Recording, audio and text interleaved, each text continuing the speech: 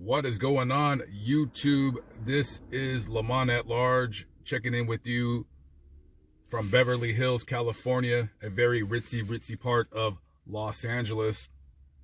I am across the street of 722 North Elm Street, right in the heart of Beverly Hills. You're going to see a blue car in the driveway. You'll see a beige house with a little balcony on the second floor.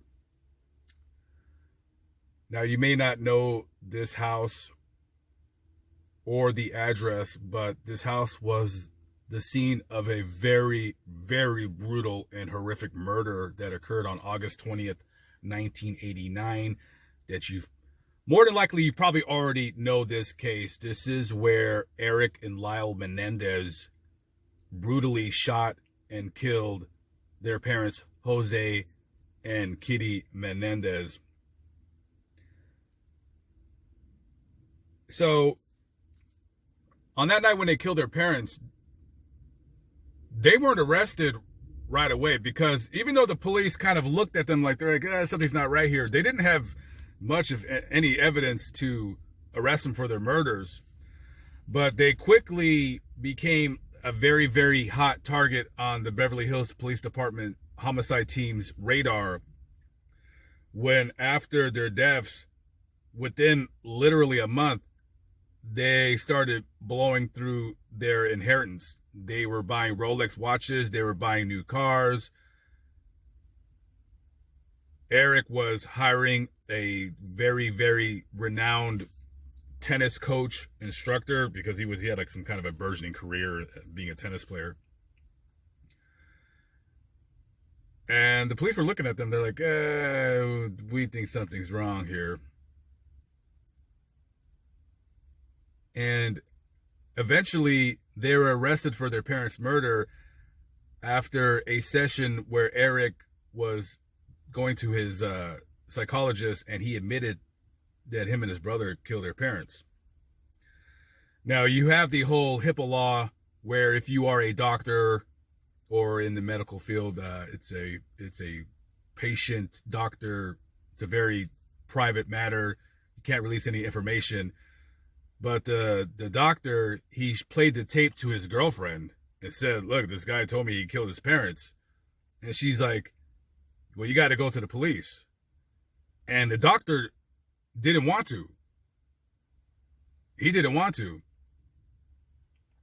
And he was actually threatened by the brothers that if he went to the police with it, that they would kill him. And the girlfriend, she said, I don't care. I'm going to the police. And she took the tape and took it to the police. They heard it and they said, oh, okay. And then, of course, they quickly arrested the brothers.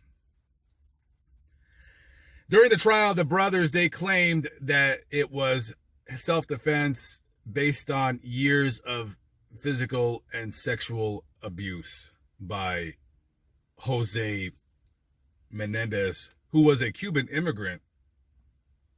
And in case you're wondering, like I always wonder how people make their money and how they get to become where they are. At the time of his death, his estate and everything he owned was valued at over $14 million.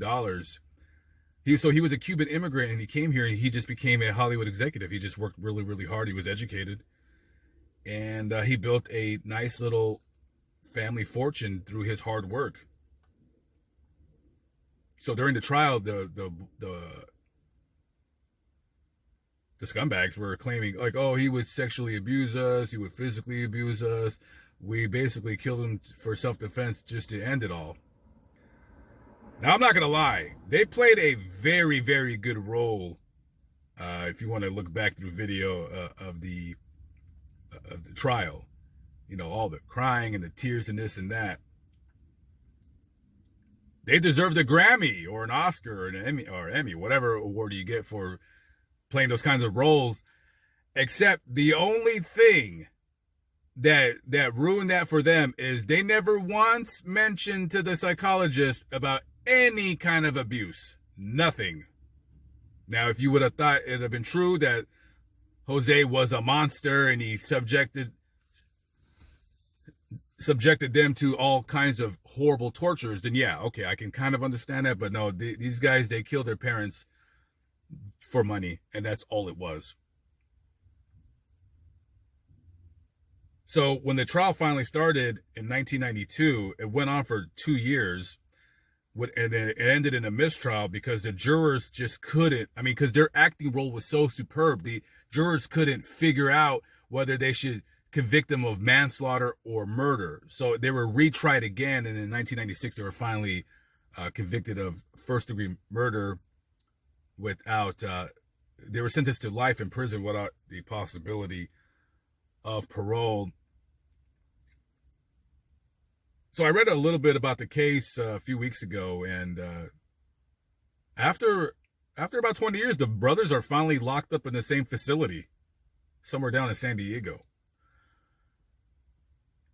Quite possibly, they might have gotten away with the murder if Eric wouldn't have said anything to the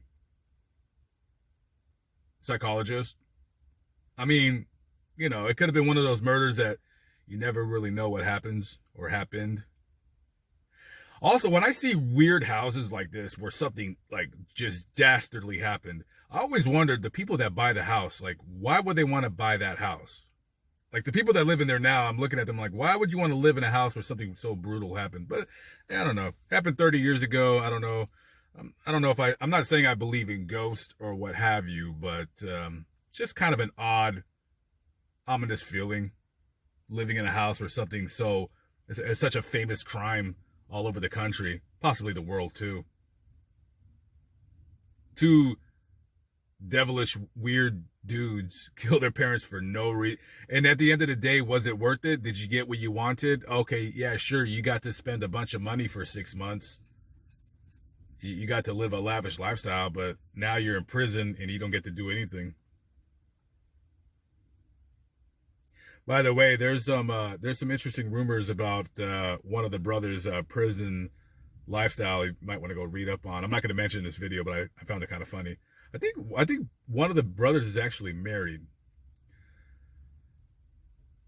So the older brother does not look good. He has not aged well at all. So let this be a warning, guys. Don't kill your parents. It's just not really worth it at the end of the day. First of all, you know, your parents love you and they gave you life. Why would you want to do that to them? It's just a disgusting story of greed and murder.